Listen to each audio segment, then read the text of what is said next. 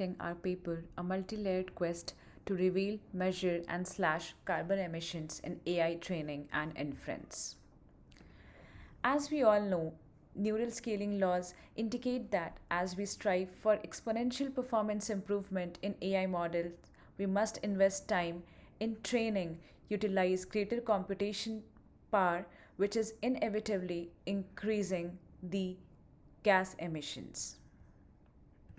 In our paper, we explored the trade off between RMSE score and carbon emission rate. The formula for the RMSE can be seen in the slide.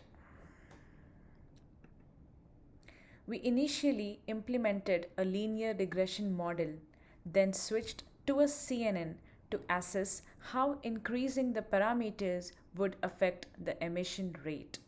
The energy consumption calculation and the carbon emission calculation formulas are included in the slides. This is the related work which we have taken from the paper Estimates of Models by Patterson, published in the year of 2021, where we can see the energy which was used by the various models and the following greenhouse gas emissions rate. The GPT-3 used the highest energy as well as released the highest greenhouse gas emission rate, whereas the G-Shard model used the least energy and also contributed less to the greenhouse gas emissions.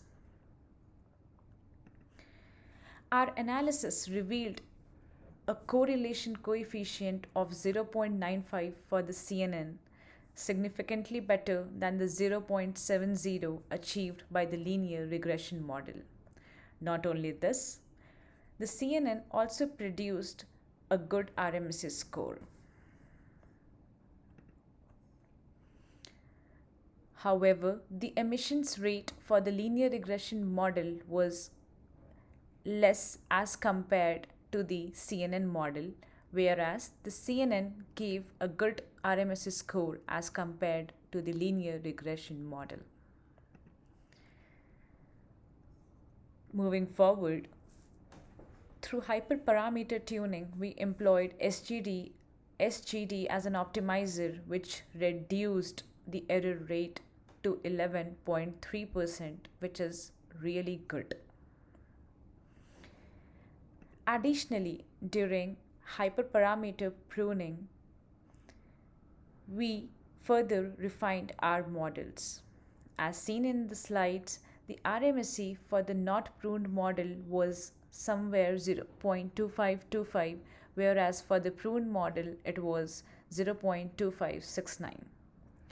The difference in the RMSE between the two models are not very huge. However, if you look at the CO2 emissions, you can see that the CO2 emissions for the pruned model decreased significantly as compared to the non-pruned model, thereby showing that the hyperparameter pruning gave lesser carbon dioxide emission rate than the non-pruned one.